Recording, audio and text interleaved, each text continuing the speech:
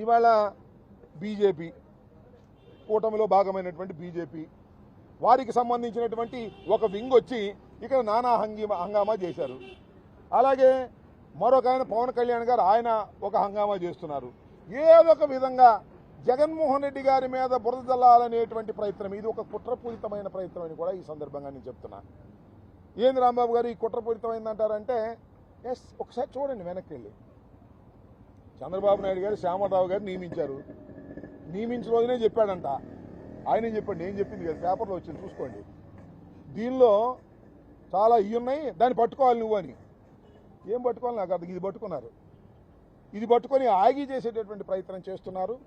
ఇది చాలా దురదృష్టకరమైనటువంటి పరిణామం. వాస్తవాలు ప్రజలు గమనిస్తారు. మీరు ఈ విధంగా దాడులు చేసి మమ్మల్ని బ్రాండ్ చేయాలనేటువంటి ప్రయత్నం చేస్తున్నారు. నేను అడుగుతా ఉన్నా, భారతీయ జనతా పార్టీని అడుగుతా ఉన్నా, అదేవిధంగా జనసేన అడుగుతా ఉన్నా, ఆరోపణ చేసినటువంటి చంద్రబాబు నాయుడు గారి పార్టీ అయినటువంటి తెలుగుదేశాన్ని అడుగుతా ఉన్నా, ఏం చేయదలుచుకున్నారయ్యా మీరు?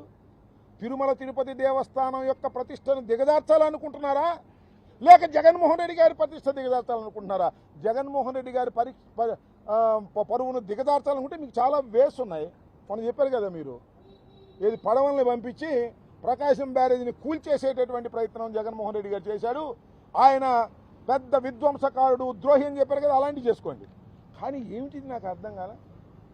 దైవాన్ని అడ్డం పెట్టుకొని మీరు జగన్మోహన్ రెడ్డి గారు పరువు మీద దాడి చేయటానికి ప్రయత్నం చేస్తే శ్రీ శ్రీ శ్రీ వెంకటేశ్వర స్వామి కూడా దీన్ని సహించడనే విషయాన్ని ఈ సందర్భంగా నేను చెప్పదలుచుకున్నాను.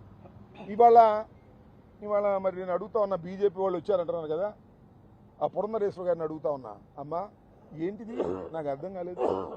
జగన్మోహన్ రెడ్డి గారి ఇంటి గేటు దగ్గరికి వచ్చి అవి ఇసిరి ఆనందపడాలనుకుంటున్నారా?